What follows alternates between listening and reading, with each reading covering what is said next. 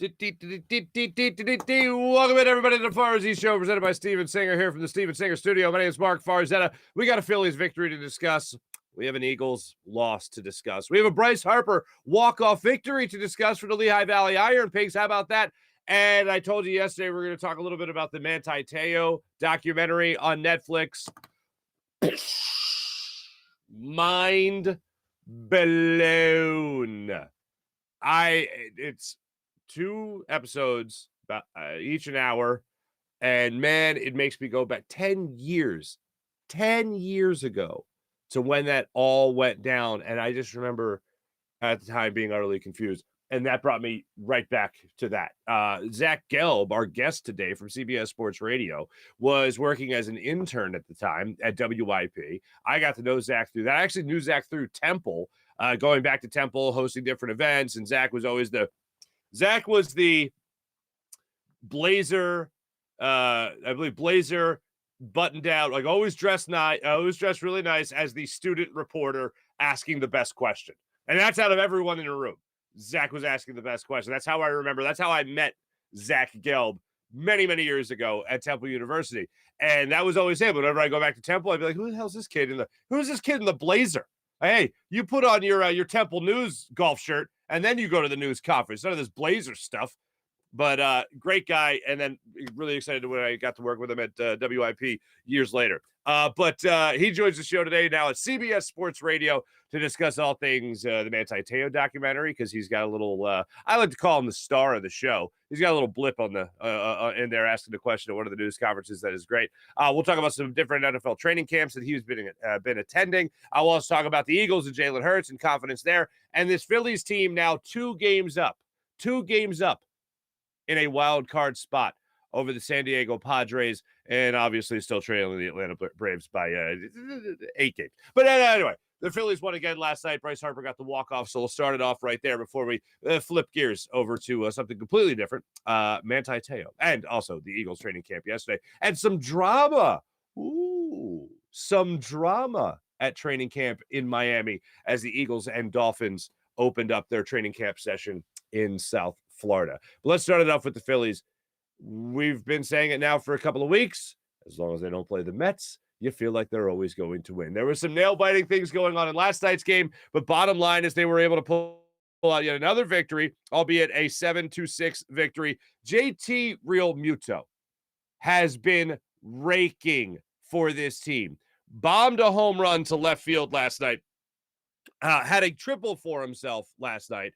He was all over the field as this game went on last night. I was blown away by what this Phillies team was able to do in this game, never being out of the ball game. Matt Vierling had some struggles, but Matt Vierling later came back and helped this team from the plate. And what I saw was a team that just did what Rob Thompson said they should do and said they always do. 2 nights ago, he said, this team just fights, man. This team just fights. That's what they did again last night. And when you saw different guys step up to the plate to help them in the way that they did, you knew good things were going to be happening for this Phillies team. And I see a guy like Rhys Hoskins start to come out of a little bit of a slump at the plate. When I see a guy like JT Realmuto, who has been hitting the cover off the ball over the last 2.5, 3 months of the season. And then I see him after the game talk about how, they still can't wait to get Bryce Harper up there. And the conversation is, well, where's he going to hit? If you caught the post-game interview last night, one of the things that John Kruk had asked him about was, all right, yeah, sure. You want Bryce Harper joining this lineup, but Alec Bowman's hitting the cover off the ball too.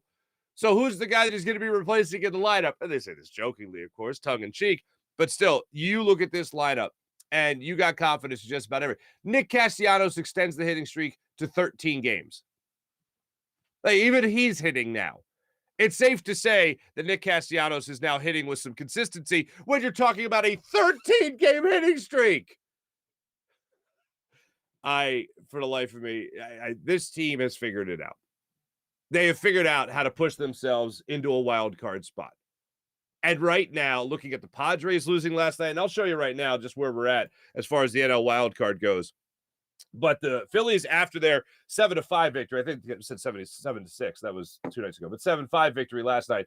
The Braves are 10 up in the wild card. The Phillies are at 2 up on the wild card ahead of the Padres, who lost, and the Brewers, who lost.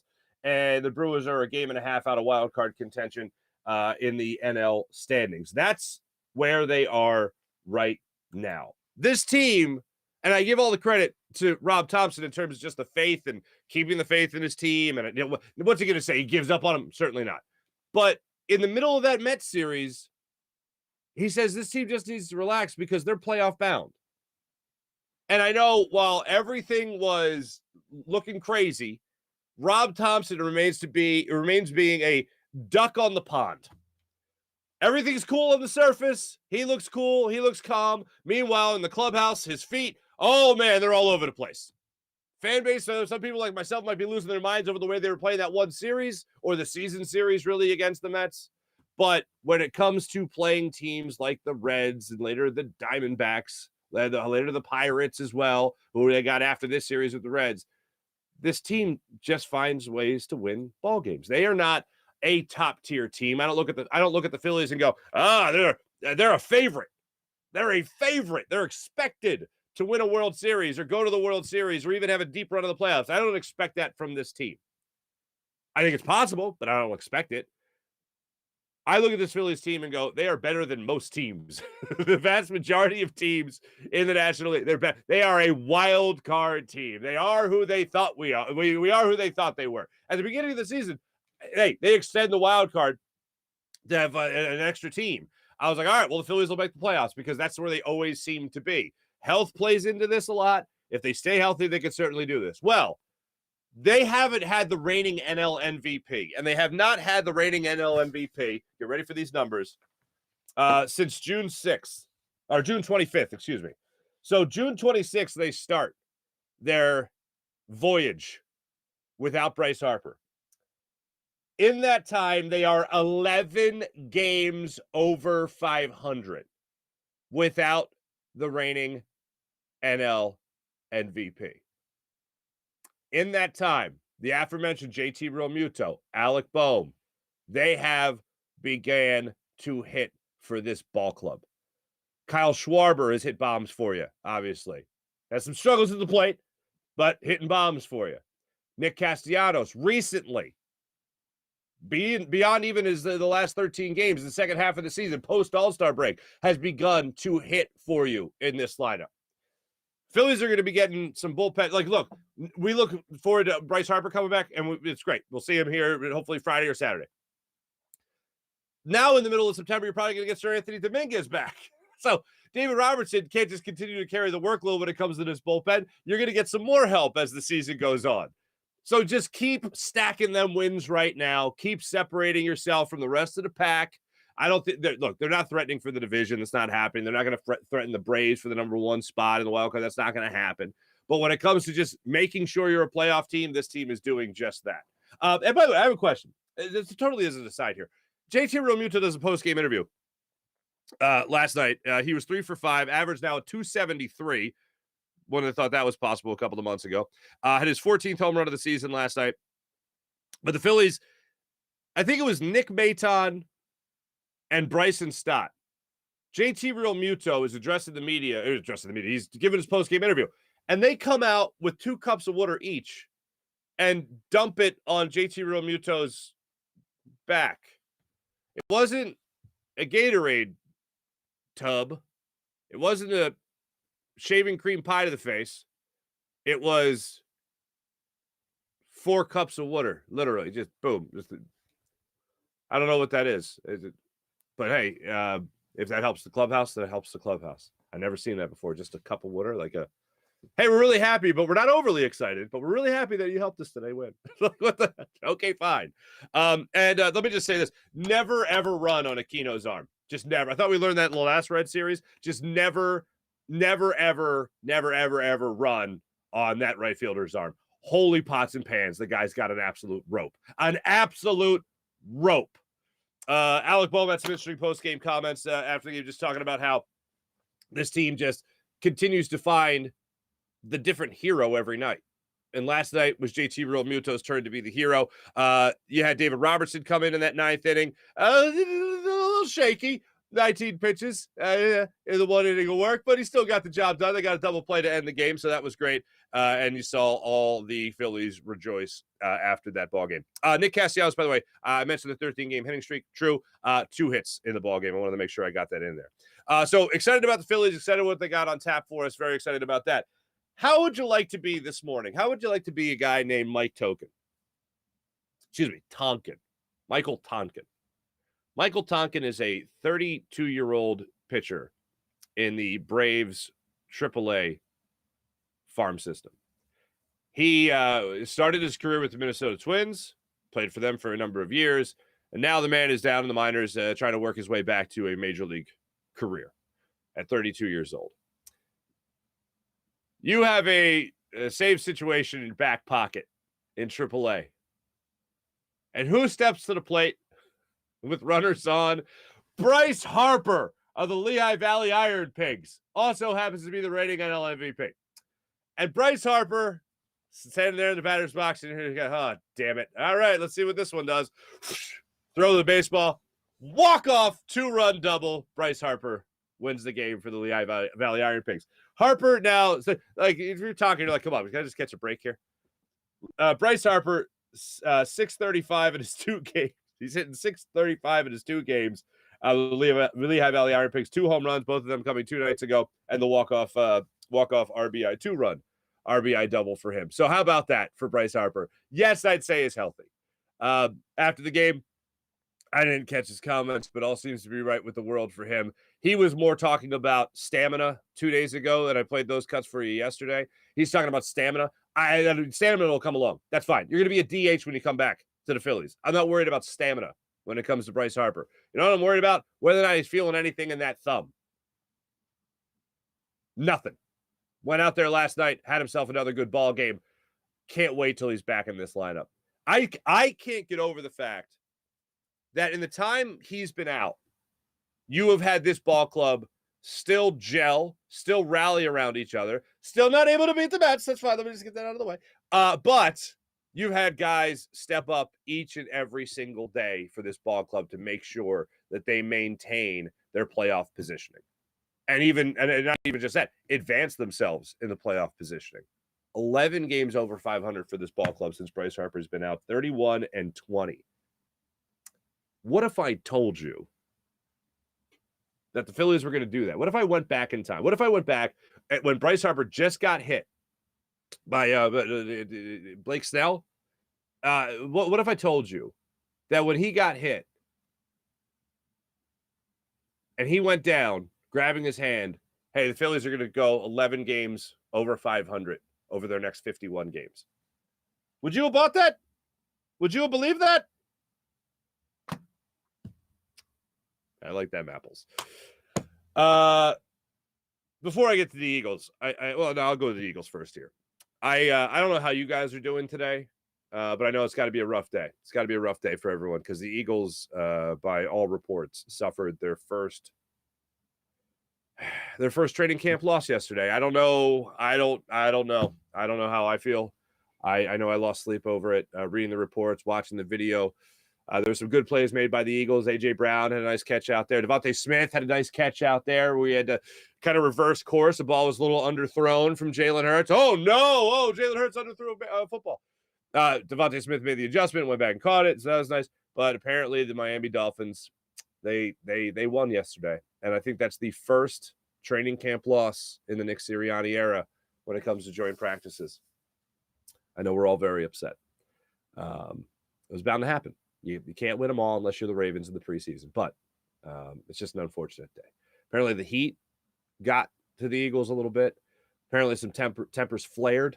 Apparently Jordan Mailata came to the aid of some of his fellow offensive linemen in a little tussle, a little kerfluffle with some of the Miami Dolphins players. There were some issues there, but all was right with the world. Everything settled in after that. I saw Jordan Davis addressing the media yesterday. Jordan Davis was just talking about how damn hot it was, and all I could think about was how huge this man is and what he's going to be doing in the interior of this defensive line along with Fletcher Cox throughout the season. But not a good training camp session yesterday. They will step on the football field to play an actual game on Sunday. Still no word, as you would assume, of starters and playing time and what's going to come of that. Training camp. So, yeah, just we all mourn the Eagles' first training camp loss. I know that we live in a society now that is always looking for the next thing to watch. And I had heard about this Manti Te'o documentary like a month ago that it was coming out. And I thought to myself, like, oh man, that was such a weird time. Do I even want to go back and watch that? And the Untold series that they do on Netflix is great. The one with the hockey fighting team. God, I can't remember the name of it. The Galante. That whole thing. That was just insane. That was wild. The Malice at the Palace, they did it Untold on. That was great. And I found myself when I finally saw it on Netflix, like when I just saw that it was finally on there available, I went, you know what? I got a lot of questions still. Because for people who don't remember it, that was a really weird thing. This guy, Manti Te'o, linebacker at Notre Dame, one of the best college football players in the nation, at one of the most prestigious schools and famous schools in all of college sports, had a girlfriend that he never met. Like, never sat down with her. Like, never a girlfriend. Not like a friend, not an online chat, nothing like that. Like, a girlfriend. And I remember the story about his grandmother dying. I remember the story about his girlfriend dying. And I'm like, oh, that sucks, man. It's horrible. What a horrible day. It's a poor guy, the whole thing. And then the story comes out that was all fake. That his girlfriend was fake. His grandmother, not fake, unfortunately, but his girlfriend. And I remember thinking, is this guy, one of the first thoughts I had was like, was this guy trying to drum up sympathy for something? Was he trying to, like, what the hell is this? Like, this seems way too in depth. And it wasn't that at all. It was that he was 100% catfished, which is a term, and they address this in the documentary, that we all know well now. But in 2012, 2011, 2013, people weren't throwing that term catfishing around. I remember the first time I heard it, and you guys know me from past shows. I like fishing. And I went, what the hell what are we talking about here? Like, what kind of bait did they use? And it's bonkers to think about the fact that this guy thought that he had this girlfriend that didn't exist, and he was being talked to by a man this entire time that was going through their own identity issues, the person doing the catfishing. And I just remember utter confusion. I remember I went through a thought process of a lot of people, like, is he trying to cover up something? What's going on here? And he had nothing to do with it. He wasn't trying to cover up anything. And a lot of times, here's what I have learned as I have gotten older, all right? I have learned that as ridiculous as something might sound, there's likely a justification for it. It might be a justification that you can't see or understand, but there's a justification. And I'll say this documentary offered that justification. And I think it lies within this. And I'm not going to go into specifics for people that haven't seen it, but it lies within this. You never know somebody's inner circle. And you never really know how somebody else is brought up, how somebody else is raised. And he's brought up in a very religious family, a very obedient family, and a family of, and not just a family, but his community, for people from his same ethnic background. If you're able to kind of connect all those things, there's a huge trust factor in all of that. There's a big bond in all of that. And if you check all the boxes, you're going to gain somebody else's trust.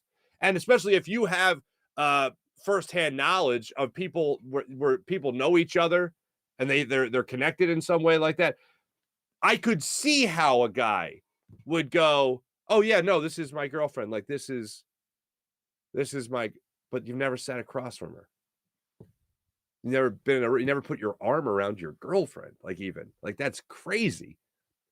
But in this documentary, it makes you go, wow. First off, you never expect somebody else to be that sinister, to completely and like get you in a conspiracy and a web of lies. You never expect somebody to be in that realm. And that's exactly what happened. And from his background, from his family to his own personal stuff, it kind of gives you an idea of, oh, wow, that's how they did it. That's how he got sucked into it. And although in your mind you're thinking, oh, how the hell do you do this? You don't even meet her, and he's your girlfriend, she's your girlfriend, all this stuff. And it's like, okay, no, I kind of get it. Oh, it would never happen to me. I'd like to think that, but I also would never expect someone to just go completely devious on me and try to pull the wool over my eyes and 100% try to deceive me.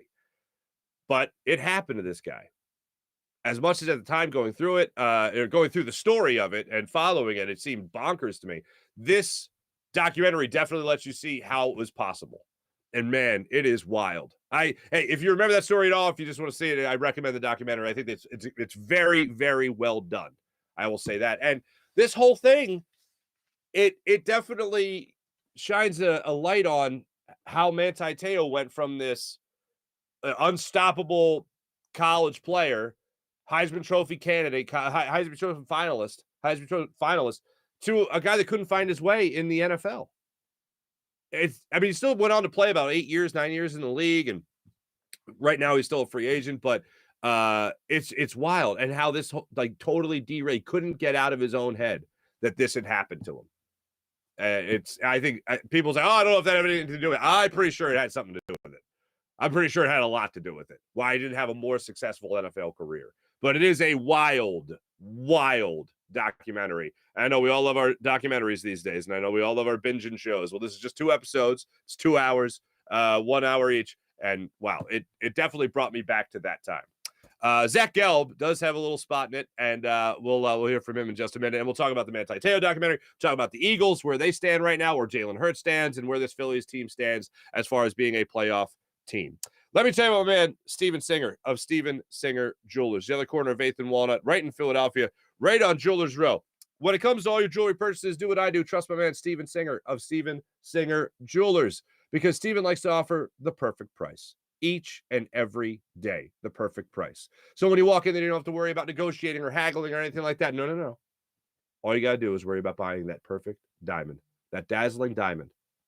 Select from all the beautiful dazzling diamond inventory that he has. And a real jewelry expert will walk you through everything, so you never feel that pressure that you might feel at other jewelry stores. Go to the other corner of 8th and Walnut, online at IHateStevenSinger.com. That's IHateStevenSinger.com. One place, one price, and always fast and free shipping at IHateStevenSinger.com. Steven Singer Jewelers, one place, one price, the perfect price. Without further ado, let's jump on the Rothman Orthopedics guest line.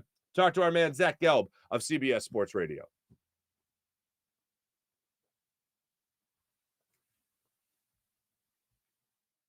Joining us right now, the Rothman Orthopedics guest line, our old friend, my old friend from Temple University and CBS Sports Radio, the Zach Gelb Show, the one, the only, Mr. Zach Gelb himself. What's going on there, Zach? Farzy, been great. How you been, my friend? I've been fantastic. Just want to make sure people are following you across all your social media platforms, especially on Twitter. People should give you a follow. I see you gallivanting around town, around training camps, having your fun. What have you been enjoying when it comes to these training camps you've been going to? Yeah, so I went to a little joint practices between the Carolina Panthers and the New England Patriots. I got shut down by Bill Belichick when asking a question about Baker Mayfield. And then Matt Rule, through that Temple connection, told me I asked a great question. So I saw the Patriots' incompetence on offense, where I like the quarterback, Mac Jones, but I have no clue what they're doing with who calls the plays. And then I saw Baker Mayfield win a quarterback competition, but that offense didn't look great either. So that is what I've been doing. And then in the summer, always going down to the Jersey Shore, winning some money at the Borgata, and then going and eating my heart out at all those fine restaurants. How could you not? I'm not even, people think I'm kidding when I say this. The Borgata has maybe the best cheeseburger I've ever had. No, I'm not qualifying that at all. I'm just saying, by any standard, the best cheeseburger I've ever had in my life. I'm just telling you, it's fantastic. People should try it. Now, I'm going to Borgata this weekend. Is there like a certain restaurant that I need to go to get this cheeseburger when it's 4 a.m. and I may have too many cocktails and I may be down $125 in roulette? I think they sell the burger. I know the burger is room service, but I think it's the one from the Metropolitan, because I'll tell you this brief aside. Well, room service, even better. I don't even have to leave my room. I don't have to see any people when I'm getting stalked at the Borgata. I could just order a burger to my room. Wonderful. That's great. I was Keith Jones was supposed to do the WIP morning show. He ended up not being able to be there. They gave me his room. And gave me his room was like the Rain Man suite. Big screen TV, huge sofa. Tea, the strawberry yogurt, everything that bougie bastard eats. I remember his order. I saw him a few weeks ago, and I see him. I go, are you surprised they didn't bring you an Oprah Kai tea and some strawberry with some yogurt? Because the guy I would get $20 to go get the entire morning show food, and Jonesy's order would cost $25. I lost money at that internship. See, that's so funny you say that because you got him during that phase. I had him during the get me a iced bacon, egg, and lemon. Cheese, I was a fat bastard probably phase. no, I got iced lemon cake. It was iced lemon cake and a coffee from the Starbucks. And then I guess he had two, and I had to call and make sure he got his massage. That was my role. Yeah, I got to joyride in his car a little bit. He would always get these fancy cars from NBC, and he would look at me. He goes, I know you're going to take it for a spin. Just watch the speed limit. And I didn't even think about taking it for a spin. But when he said that, I go, all right, I'll take it for a spin. See, okay, now there's another difference because I had to give that guy a ride in my car. What the hell, man? Like Jaleel Okafor, though, going 125 miles per hour down the Ben Franklin Bridge. I kept it at 80. Very responsible of you. Man, God, I miss you, my friend. I miss you. Well, let's go to Joe Frisco's. We'll get some steak and break some bread. Or I'll leave Josh Weinfeld with the bill. Josh Weinfeld of Buzz Sports Entertainment. Anyway, let's talk about this, Vin. When did you first know that you were going to be the star of the Manti Te'o documentary on Netflix? I'm unbiased. I thought it was the best part of the documentary because I'm asking this guy about his girlfriend that never existed. A buddy of mine from Temple said, you're in the documentary. And I had a feeling that there was an outside chance I could be in the documentary because when I was a freshman in college, I interviewed him at the Heisman. That's what's shown in the documentary because there was all these media people in New York for the Heisman, but I was like the only one that wanted to ask a question. So when the Deadspin article dropped, you see my big head right next to Manti Te'o as one of the pictures. So we were talking about this on the air. I wonder if I'm going to be in the documentary. I thought there was like a 25% chance, an outside chance. And then the next thing, a buddy texts me, he goes, you're in the documentary. So I said, okay, I got to watch this. So I was very pleasantly surprised to see in that documentary. Just going back to it, it has made me, after watching it, it has made me go back to that time when it was just utter confusion. Yeah. Like the whole catfishing idea of catfishing was just breaking out onto the scene. Manti Te'o became, unintentionally, the poster boy for all of that. MTV with catfishing, it's referenced in the documentary itself. But would you just remember covering that story? What do you remember about that? I remember when it first came out, I said to myself, you are the star linebacker at Notre Dame. And remember, at the time, I was a college student. And I would see like the girls that the Temple football players would get. I go, imagine being the star linebacker at Notre Dame. You could sleep with anyone on that campus and you could date anyone on that campus. And you were dating someone that you fell for, but then you found out never existed. That was my take for 10 years. What a moron, what an idiot, what a dope. Now, 10 years later, after seeing the documentary and how elaborate this hoax was, there is still part of me that goes, man, you should have just met someone in person on campus. And how did you fall for it? But with how elaborate the hoax was, I actually had some sympathy for Manti Te'o because he was just being a good guy. He met someone on Facebook. How many relationships, like friendships, do people have online? And you develop these relationships with people, even though you may never meet them. And the next thing you know, the person has leukemia. And then after that, the person is got in a car crash too and then dead. So he was being a good guy, but how do you get in a boyfriend-girlfriend relationship and never meet the person? Still something that's a head scratcher to me. That is the main thing. But I think one of the things, I don't want to ruin this for everyone. Look, everyone knows the story. We can't tell you, and we're not going to tell you everything that Manti Te'o went through. The documentary's also been out for 2 weeks. If you haven't seen it yet, that's on you, not me and Farzy. All right? the short news cycle. Exactly. Come on, baby. We have to react to things right now in the moment. I have to give you takes, or we get fired. Exactly. But one of the things I like you said, you're the star linebacker at Notre Dame. You're one of the best college football players in the country. You're a handsome fella, and your girlfriend is someone, just bottom line, you've never met, you've never sat across from. Yeah. Like that is just, But the way the documentary does set it up, players at Temple University, and it benefited me at some of these frat parties. Imagine being Manti Te'o, Farzy. Exactly. That team was undefeated until the national championship game. He could have walked on campus and could have done whatever he wanted. No, you're absolutely right. You're absolutely right. It's in a insane. legal way, of course. In a 1,000%. Yeah. But one of the things it does do, just to let the people know this that haven't seen yet, it does set up how he would have believed this person. Oh, yeah. Like in terms of the setting, the people that this person knew. It really does. And plus, the bottom line is you never expect somebody to be that much of a lie and that much of like a deep, dark lie. You don't expect to be a part of a huge con job nowadays known as a catfish.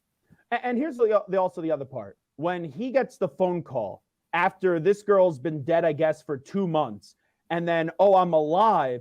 And he goes, okay, I need a photo with you doing the sign, writing in the photo and something else, how Renaya got the photo from the person that was pictured as Lene Kukua, and they weren't even really close.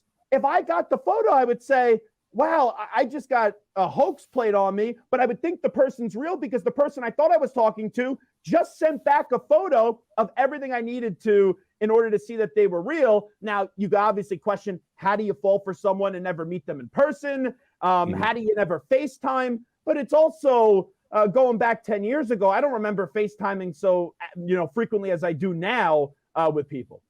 Sure. Yeah. No. Great point. I don't want to ruin the rest of it, but that's the documentary. I do encourage people to watch it if you are at all interested in that story. It is an incredible story still to this day. And Zach Gelb's the star in it. So there you go. 7 minutes into the second episode, you see my beautiful mug, and it's the best part of the documentary. I just had Andrew Perloff. He stopped me, McLovin, from the Dan Patrick Show, now working with us on CBS Sports Radio with Maggie Gray. He goes, were you in the doc? I just saw you in the doc. It was excellent. It was the best part of the documentary. I go, you're absolutely right. Perloff is amazing. Love that guy. So let's shift gears here for a second and talk a little bit more about the NFL nowadays and not the NFL from almost 10 years ago. Yeah. But when it comes to this Eagles team, this is the question everybody's asking, and it's all about Jalen Hurts. The weapons around him, the work that he's put in. They're in a joint practice now in Miami, and just yesterday he didn't have the best day of it as it's been described. When you look at Jalen Hurts, last year to what you learned about him in the offseason, now going through that one preseason game that he played in, 6 for 6, 80 yards and a touchdown. What do you make of Jalen Hurts? Who is Jalen Hurts?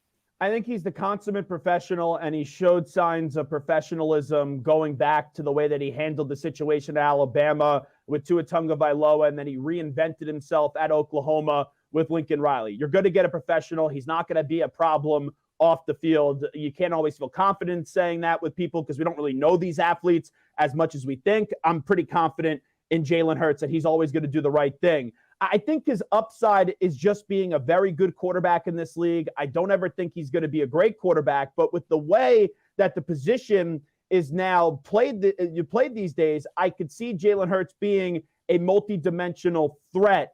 Can he go get a $40-something million contract? Yeah. Does it mean that he's going to be worth it? We see a lot of quarterbacks get paid that money and don't lead their teams to the promised land. So I think the Eagles are going to win the division this year. I've been saying that ever since they traded for A.J. Brown. I was at the draft in Las Vegas, and when we got word that trade was made, I said, that's going to be the difference. They're going to go win the division. So I like the Eagles slightly over the drama-choking Dallas Cowboys this year. But you look at their quarterback, Dak Prescott, who's the best quarterback in the division, but his ceiling, I think, is just being a very good quarterback, and he just got that big contract, Farzy. Certainly, it's one other quarterback in the NFC East I want to ask you about is that Carson Wentz fella with the Washington Commanders. Is he? I like it. He's a crazy. Bigger fraud than Manti Te'o's ex-girlfriend. All right, because everything that when I was on WIP and the Fanatic. And I was defending Carson Wentz when Joel I think it was Quito was his last name. Joe Santoliquito. Yeah, Joe when he had that article, yeah. I remember as WIP, I go, oh, this is a bunch of hogwash. And everything that Joel said ended up being true. And my producer is a huge Colts fan. And last year I told him when he was getting excited, like, Chris Ballard robbed Ty Roseman. I go, dude, this is going to blow up in your face. And now the Commanders swapped twos, which was the lesser two, gave up 2 threes that one, if he plays 70% of the snaps, could turn into a 2, how they gave up that king's ransom for Carson Wentz, I don't get it. And I know that the president, Jason Wright, doesn't like this when people are critical of his quarterback. I like Ron Rivera. Comes on our show all the time. They could try to pump him up and justify it all they want and tell you about the touchdown interception ratio in a big spot. Carson Wentz doesn't deliver. I believe that is a good team. I like their roster. I do not like their quarterback. Understood. The one thing that is crazy, and I will go back to that with Joe Santoliquito, I was the subject of an article by Joe. So I had been through the process of like the detail he goes through, like to verify things and stuff like that. And I'm like, damn, this guy's putting in a lot of work on me. You know what I mean? That's weird. I can't imagine what he would do for the. Yeah, imagine if it's an NFL quarterback, the work he's going to do, especially in a city like Philadelphia. So I believed it from jump. I didn't think that necessarily Carson Wentz was a jerk or anything like that. I just thought he didn't know how to communicate his alpha maleness to other people around him, and I thought that came off as bad at times. Yeah, it seems like he's also sensitive too. I'm not saying that he was always in easy situations, but there's some guys that go, "Oh, I don't read what is being written about me, or I don't listen to what's being said about me," and you can believe them. Whenever Carson says that, and he says all the right things in speaking to the media, but whenever he says that stuff, like, I don't read, I don't listen, I'm like, yes, you do, because I think you have a little bit of rabbit ears. No, I 100% agree with that. It's a great point. Let's talk some baseball real quick. Philadelphia Phillies bound for the playoffs. Second wild card team, maybe third wild card team. I think they make it in as the third wild card team. They're not catching the Mets. They're not catching the Braves for number one spot in the wild card order of the division. But when you look at this Phillies team right now, they got some injuries in the bullpen. Bryce Harper coming back in the not too distant future. What are you making of this post Joe Girardi, now Rob Thompson version of the Philadelphia Phillies? Rob Thompson should be the manager next year. I think he's done a wonderful job with this baseball team. I didn't think all the issues with the Phillies were to be put on the shoulders of Joe Girardi, but sometimes you need to light a little fire under your players' belt and in their tummies. And obviously, getting rid of Joe Girardi has worked out for this team. Other than making the playoffs, you can't expect anything more from the Phillies this year. Like you mentioned, the Dodgers are an excellent team, even though they're not going to get Walker Buehler back, but they just got Dustin May back, and we'll see what happens with Kershaw. The Mets are better than the Phillies, and they've shown that this year. And the Atlanta Braves, they never lose. I'm a Mets fan. The Mets have been on fire. They lose back-to-back games to the Yankees, and I know the Braves just won today. We'll see what happens with the Mets tonight. And the Mets lead is down to 1.5 games. The Braves, after a slow start, maybe a little World Series hangover, have been absolutely ridiculous. And I know the air has kind of been let out of the balloon with the Padres because of Fernando Tatis Jr., but they still have a bunch of stars on that team after getting Juan Soto, Josh Hader, and even Josh Bell at the deadline. Mm-hmm. No question about it. Zach Gelb, you do a phenomenal job. Thank you for taking time out of your very busy day up there in New York at CBS Sports Studios to come on the show and have some conversations with us here on the Farzy Show. Zach, appreciate you, brother. Thanks so much for joining us, and continued success to you, my brother. And here's to us hopefully never getting coffee or tea or massages or giving rides to Keith Jones ever again. Yeah, and here's the thing. I can't even get someone in my office now to get me a cup of coffee. It'd be an HR violation, Farzy. Look how the world has changed. I need to file a lawsuit, let me tell you. Kids these days, my friend, they'll never know. They'll never know. Yeah, the beautifully kids these days. Now I'm the old man yelling at the cloud. Get off my lawn. I had I had talked to my little cousin yesterday, 22 years old, talked about Bryson Stott. He goes, well, that kid can hit. I go, kid. He's older than you. Anyway, Zach, the handsome shaped head of Zach Gelb right there. Zach, thanks so much. Check is in the mail. Thanks so much, Farzy. Let's do it again soon. Absolutely, buddy. See you.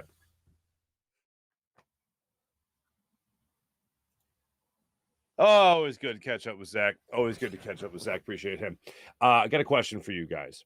And it's about my marriage. It's about everyone's marriage. It's about everyone's relationship with their significant other. And no, this is not a Blue Chew read yet or Manscaped read, but I have a question for everyone in the chat. My wife is headed to New York on a little business trip, just one overnight. So it's the first time I'm going to be alone with both kids, but just to let you know where I'm at with my mental state. Last night, my wife said, hey, I got to pack. Can you take care of the kitchen? Okay. Can you take care of the kitchen? Meaning, can you clean the kitchen? I had made dinner. I was going to clean up. So fine. I clean the counter. I put everything away. and I went to bed. Well, finished watching the Phillies, and I went to bed. All right. This morning, she actually gets up before I do because she got to catch an early train. And she said, "You didn't start the dishwasher?" I was going through my routine. I was having my little espresso. I was sitting on the sofa. I was watching, I like to watch the action news in the morning and just see what's going on in the world before I start the show. And I'm sitting there having my espresso, and she goes, "You didn't start the dishwasher?" I go, "No, you didn't say start the dishwasher." Here's how it works.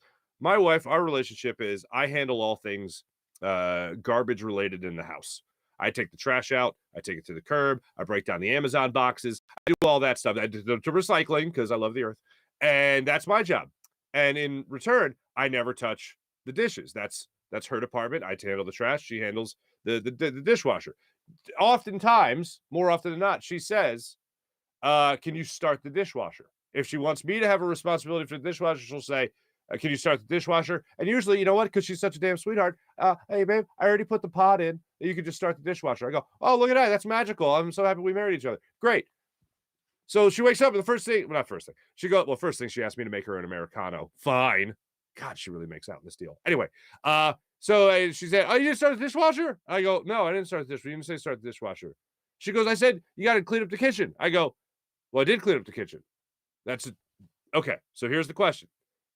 Has it been established that the dishwasher is a separate entity, or is the dishwasher in the realm of clean the kitchen? Because I argue that it is a separate entity when we have usually separated it as its own entity. Because it's never been clean the kitchen, that includes dishwasher, that includes, like, make sure the counter's all cleaned up, make sure the food's put away. And then she's on her way to New York right now. So you tell me in the chat, please, am I right or wrong? Is it a separate entity, or should I have started the dishwasher? You let me know. Let me tell you about my man's at Landscape. My man's at Landscape. My man's at Manscaped. Manscaped.com. And the Platinum Package 4.0. Fellas, you want to look your best everywhere, right? Well, that's when Manscaped enters the conversation with their Lawnmower 4.0 trimmer as part of the Platinum Package 4.0, as well as the ear and nose hair trimmer. They call it the Weed Whacker, folks. They don't call it that for nothing. And it all comes with skin-safe technology that helps reduce the risk of nicks, so you can manscape with confidence and comfort. Plus, ultra premium body wash, 2-in-1 shampoo, conditioner, deodorant, crop preserver, anti-chafing ball deodorant, crop reviver, ball spray toner, anti-chafing boxers, and the Shed travel bag that you'll be using to hold all the goods that you'll be using to take care of your goods from Manscaped. Manscaped is the leader in below-the-waist grooming. Now you can trust them with the whole shebang at manscaped.com. Get 20% off when you use promo code Farzy. That's 20% off when you use promo code Farzy. You like CBD? Do you use CBD?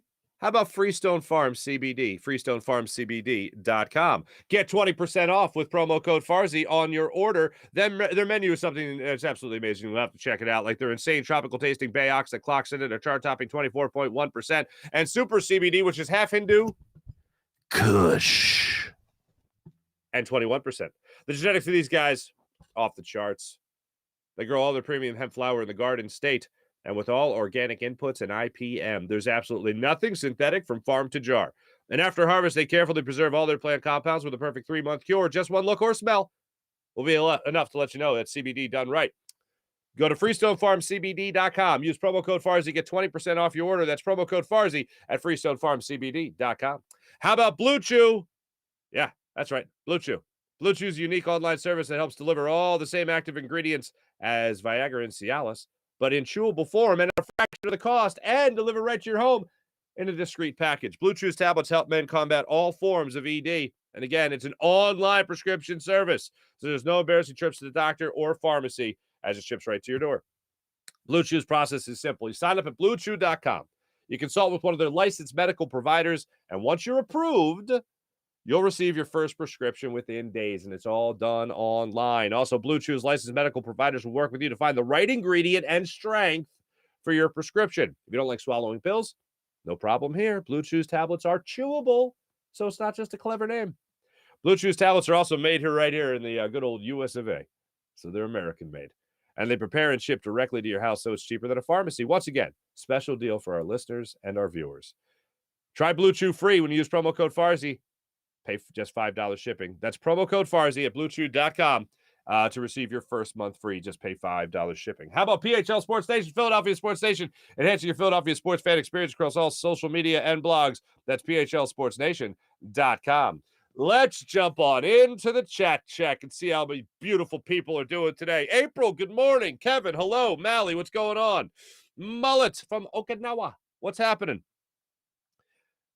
Kruk and Maxey combo, that's what you need in your life. That's from 2 days ago when they were in the ballpark. How about the home run by the Reds yesterday was right over where the guys were sitting in the stands? And I love that I wasn't alone. Everybody loved that broadcast. That was a great broadcast. That T-Mac did, and Crucker and Ruben Amaro and Ben Davis. Everyone was fantastic there. That was a great job. But yeah, Maxey and Kruk were just chopping it up, man. You would have thought John Kruk played in the NBA and not the MLB the way he was talking. That was amazing, April. That was amazing, Mullet Mally, everyone. Phillies looking good. Matt, what's up, Matt? Nice to see you. Charlie, what's going on? Charlie enjoying the Phillies. They need to show up when Harper got hurt. They did. Oh, yeah, April. They needed to show up when Harper got hurt. They absolutely did. Hoping they don't relax when he comes back. That is something April, I'm glad you brought that up. Because we were talking about Keith Jones, Zach Gelb and I. And Jonesy has told this story on the air, so I'm not breaking news here. But if you remember, before Lindros got knocked out by Scott Stevens of the Jersey Devils, he didn't start that series. He came back, I want to say, and played game 4 or 5, maybe, and came back, and the Flyers were playing great. And he comes back, and the rest of the team was terrible. Lindros was their best player, and that's by Keith Jones said that. That's what he said. He said they came. Basically, what happened was Ed Snyder came to the dressing room and said, "Look, Eric says he can play. Do you want him back?" And it was like, well, what are you going to do? Say you don't want him back? And he was cleared to play, and he played, and he was their best player. But what kicked in was the Superman mentality, which is, oh, Lindros is here. We're fine. He's got it. Not, we all got to play as a team and rally around each other and come together, which sounds like movie drama, but it was real. That's how they played. They were a better team without Eric Lindros. With Eric Lindros, the team relied on Lindros. So the team wasn't as good, but they had a better player. It's weird dynamic, but that's how it was described. So I do worry about that. Whenever you have a marquee player go out, is everyone else stepping up because they know push has come to shove and they need to do that? Or are they going to sit back and go, oh, well, Harper's got that. Now, I will say in baseball, you expect it to be a little bit different because it's such an individualized team sport where it's literally you're alone at the plate. You got to do your job no matter what, no matter if Bryce Harper's there or not. But it's just a different mentality. It's like firing a manager. Should this team be as good as they have been under Rob Thompson versus how bad they were under Joe Girardi? No, that doesn't make any sense, but it's all about atmosphere and mindset. That's what a manager can control. Well, it's not that far off from Bryce Harper coming back. Oh, I don't have to press as hard or I don't have to do as much as I was because Bryce is right. Bryce reigning MVP will save us. You could say all you want. That shouldn't affect anything, but unfortunately, sometimes it does. Mindset has a lot to do with success and failure in sports and anything in life. I worry about it. With this team, though, I think they have come together so well, and I think Bryce Harper is such a huge spoke in the wheel to help make this team go. I mean, look, last year, this guy propelled himself into the MVP race and then later won the MVP award for how he finished the season through August and September. I think it was something like 15 or 16 home runs he hit between those 2 months. I don't think the Phillies are going to rest back. I don't think a guy like JT Realmuto has been hot. Alec Boehm's been hot. Nick Castellanos has been hot. I don't think all that goes away when you put Bryce Harper back in that lineup. I think it elevates it. I think these guys have so much confidence that they're not going to rest on their laurels and say, all right, well, Bryce has got it. And I don't think they're going to have that type of mindset. I think Bryce is going to come back, talk those guys up, and only inspire more confidence in this lineup. To the point of maybe they're able to beat a team like the Mets if they face them in the playoffs. The playoffs that the Phillies are going to, which I'm looking forward to. But April, that's a great question. Or a great statement, excuse me. Hopefully the Phillies can beat Atlanta when they have Bryce healthy. Sean, hey, look at you. Look at us. Look at us. I concur. Colin, wait. Hold on. 99 mile per hour, one bouncer from the fence. That was Henry Rodengartner stuff. Oh, the Aquino throw. Yeah. Did you see the fan throw the ball back? They almost made it to the infield. Nice throw by that fan. Beep. I must finish watching this now. Hooked by watching the first half hour, even though I don't remember the so-called controversy. Sean, you don't remember that? It was nuts, man. It was like Zach said to us. I was saying in the open, how does a college football stud in America, how do they not ever sit across from someone they call their girlfriend? How is that possible? Like, even after watching the documentary, I'm like, I still think to myself, like, how do you, why? It gives you an insight into Manti Te'o's background as to why he would do that. It also gives you background into the person that was doing the catfishing, into their background and how they were going through their own identity issues. But holy pots and pans. Yeah, it really takes you back. It really takes you back. John Cheesebro, the catfish story in there. The catfisher, the person doing the catfishing, truly has no remorse and is just heartless. Like, John, I have seen that. I've seen that argument. And I think there's definitely points of that are valid.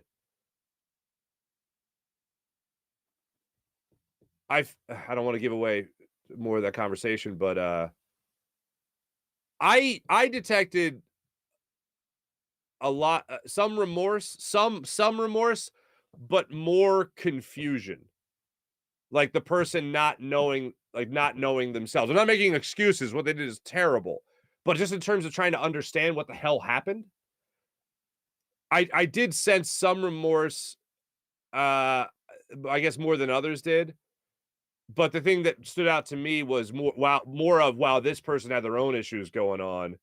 And they, I think, projected, not that I'm a psychiatrist by any means, but they projected their own confusion into this scandal and created the scandal.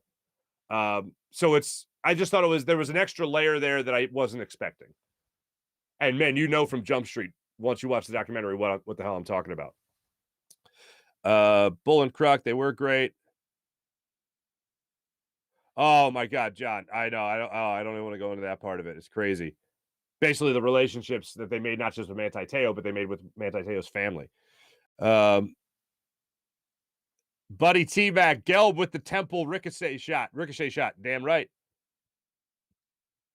That was a thing, by the way. Jones, Farzy, get me my massage. Can you get me a lemon cake with lemon cake, black coffee? They never liked the coffee. They always had to get the Starbucks coffee. That was the thing. Catfishing numbers are tanking since the invention of Blue Chew. No, I mean, FaceTime me. FaceTime wasn't a big thing then. FaceTime. I guess it's more difficult. But yeah, that really let a lot of people know about what catfishing was. Jim Grassmeter, good morning. What's going on, brother? Boop. Mullet, Sean Gillespie. Jokes aside, Carson still scares me despite his many flaws. Many mental flaws. Here's the thing with Carson Wentz. If you were to say, hey, pick one person in the NFL to fix Carson Wentz, who are you picking? Let me know when you get to Frank Reich. Oh, you got to Frank Reich already? Yeah, that didn't work. All right. And now all of a sudden he's going to go to Washington? Oh, yeah, because they're not dysfunctional all ever. He's going to go to Washington? And Ron Rivera and company are going to fix Carson Wentz? Okay, we'll see how that one goes. Ronald Gelb is a funny guy. He is a funny guy. I used to get him at Ronald, I used to get him and Matt Gelb confused on Twitter. I do the same thing. Every time I text either of them, I always go, all right, just look at the name. Matt, okay, good. Look at the name. Zach, okay, good. Do the same thing. Kyle, Farzy, I'm divorced, so I'd say whatever your wife wants, whatever your wife says is right.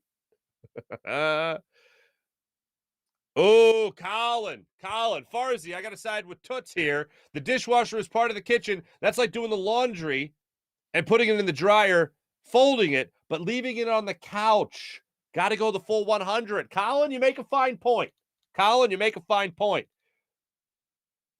This is Kyle. Then Kyle chimes in again. It says, if she says the sky is red, you better believe it's red. Kyle, I'm not going to read the next comment. Rowdy, what's going on? Sean Gillespie, you are right, Farzy. The dishwasher is separate from cleaning the kitchen, but I'm not married. You are. Good point. Ray, where are the kids now? Who's watching them? My wife's gone. Your wife's gone. You're doing the show. Our amazing nanny is over. And she does an amazing job, and she's taking care of Lil Toots. And they're generally still sleeping when I'm doing the show. They get up usually around 7:30. Then Lil Toots got to go to school. But just to be safe, just in case there was an emergency or something while I'm doing the show, our amazing nanny, who's incredible, was kind enough to come over early with Toots out of the house. So we got all the bases covered.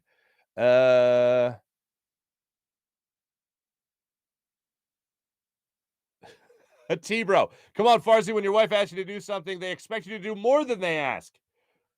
Babe, I didn't run the dishwasher, but I did put an addition on the kitchen. So now we have a separate room. We now have a mud room on the kitchen. So I did that. But you didn't run the dishwasher?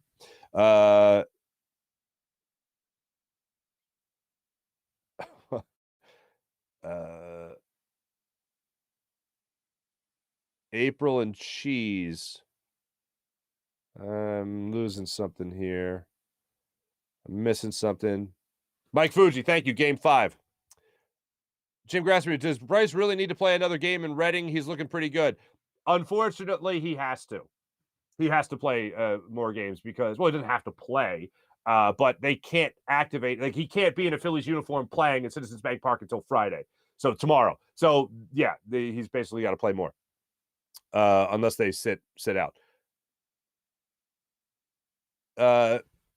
Oh, Jim, you're addressing this. Thank you. Eligible to play, 60-day DL. Yeah.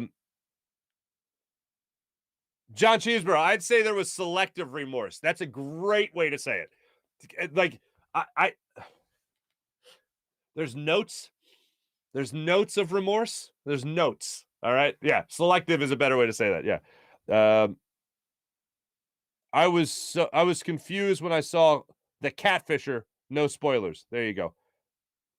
Could Andy Reid fix Carson Wentz? Wow. Mike Fuji, that's interesting. I mean, obviously, we're talking about Patrick Mahomes being there, but no, I don't think Andy Reid could fix Carson Wentz. I do not think he could fix Carson Wentz. I'm now seeing in my monitor me doing the notes of like I'm a sommelier. Man, I'm ridiculous. All right. Thanks everybody in the chat. You guys are fantastic as per usual. Let's jump into the Morning Rush brought to you by Sky Motorcars, skymotocars.com. What do I got for you today?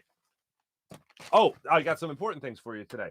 A.J. Brown was taking exception of some people in the Miami Dolphins training camp saying that they were getting cooked. The defensive backs were getting cooked by the Eagles, by the Dolphins wide receivers. The Dolphins wide receivers like Tyreek Hill, who you see in a second, they were cooking guys like Darius Slay, who actually got hurt during yesterday's practice. We'll talk about that in a second. But A.J. Brown went back and forth and was arguing with who he thought was a Dolphins player. It was just a fan page of that Dolphins player. So he put this out there saying, I thought that was bruh. That was a fan page. I got to get off this app, man. I love the Mang. Laugh my ass off, man. Forgive me. All right. Here's one of the plays that he was talking about that people were getting into when it came to the Eagles defensive backs being cooked by the Dolphins wide receivers. This is allegedly the play. I think this is from John Clark, the play that Darius Slay tweaked his leg on. You can see here, Tyreek Hill beats him on the route, but Slay stays with him for the most part until Tyreek Hill maybe steps on his foot. See it again here. Starts limping a little bit. They come off the line. Tyreek Hill's beating him down the sideline. Slay gets tripped up a little bit, and that's apparently where he got hurt. He would leave practice, then come back, and then stop practicing. So I'm pretty good on Darius Slay. I don't think I need to see him play until the season actually starts. Then this is a catch from A.J. Brown in practice, and Apparently, some people were saying some of the things he was doing was photoshopped. Said, Photoshop this one too. Nice little catch right there. A little bobble, but he corrals it. Show it one more time for the people watching the show. For the people on the podcast, it's a great one-handed juggle catch where he extends fully for a catch. I don't have the Devontae Smith catch, but it was a nice change of direction on a deep ball from Jalen Hurts. Maybe we'll get to that a little bit. Maybe we'll get to that tomorrow. Maybe we'll get to that one tomorrow. Cowboys camp. Let's talk about Cowboys camp for a second here. Tyron Smith, left hamstring injury, out indefinitely. Bad news for the Cowboys. Patrick Beverley in the NBA is now an LA Laker. Woj dropping that. Sham Charania dropping that yesterday as well. So a busy day of news and notes in the NFL as well as in the NBA. Phillies back at it, going for the sweep of the Cincinnati Reds today. 7:05 start time. Could be the last Phillies game without Bryce Harper in the lineup. Justin Dunn, the right-handed pitcher for the Reds, he gets to start today against Aaron Nola. Dunn is just 1-1 on the season with a 6.08 ERA. He is coming off a start against the Pittsburgh Pirates where he went 5 innings, allowing just 1 run. It's one of his best starts of the season, considering he's only had 3 of them. But he's getting the start. Aaron Nola will go for the Phillies. Aaron Nola, of course, coming off an outing against the New York Mets that, well, I'll just say this. It wasn't his best. 5 innings, 8 hits, 5 earned runs in the 7-2 loss against the Mets. So hopefully the Phillies complete the sweep of the Reds today. That'd be nice. And who knows, maybe after today they'll be up 3 games. Do the Padres play today? I'll look it up. But Phillies now 2 games up in the wild card, as we said earlier in the show. Thanks for watching. Thanks for listening. You guys are fantastic, as per usual. Jim Hyden produced the program. My thanks to Zach Gelb. Did a wonderful job. Jim Hyden produced, did a wonderful job. This is a Buzz Sports Entertainment production. My name is Mark Farzetta. This is the Farzy Show, presented by my man, Steven Singer of Steven Singer Jewelers. One place, one price, the perfect price each and every day. Have a great rest of your day, everybody. Talk to you tomorrow. See ya.